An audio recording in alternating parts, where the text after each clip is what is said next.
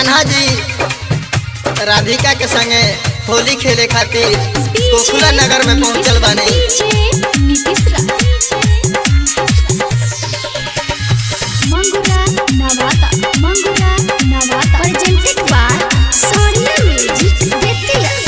कवने हाथ शोभे कान्हा के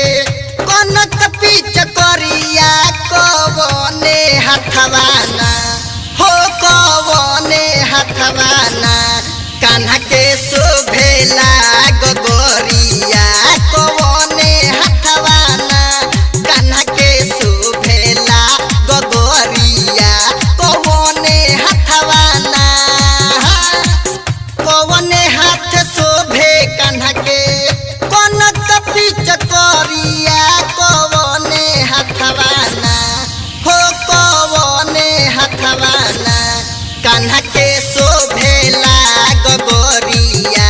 कवने हथवाना कान्हा के शोभेला गोरिया कवने हथवाना कान्हा के शोभेला गोरिया कवने हथवाना।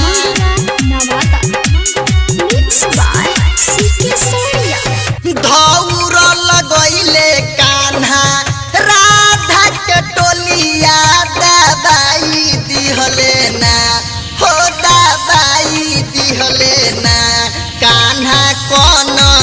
पीछ करिया दबाई दिहले ना कान्हा कौन पीछ करिया दबाई दिहले ना कान्हा के शोभेला गोरिया कवने हथवाना।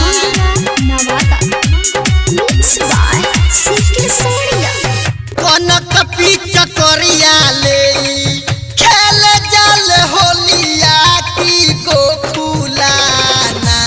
हो की गोकुलाना कान्हा राधा संगे होलिया खेले जाले ना कान्हा राधा संगे होलिया खेले जाले ना कान्हा के शोभेला गोरिया कवने हथवाना।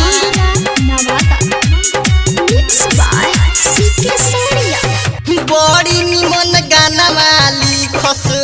बलिराम बारूद कहन वाली खसना हो कहन वाली खसना बलिराम होली के गाना कहन वाली खसना बलिराम होली के गाना कहन वाली खसना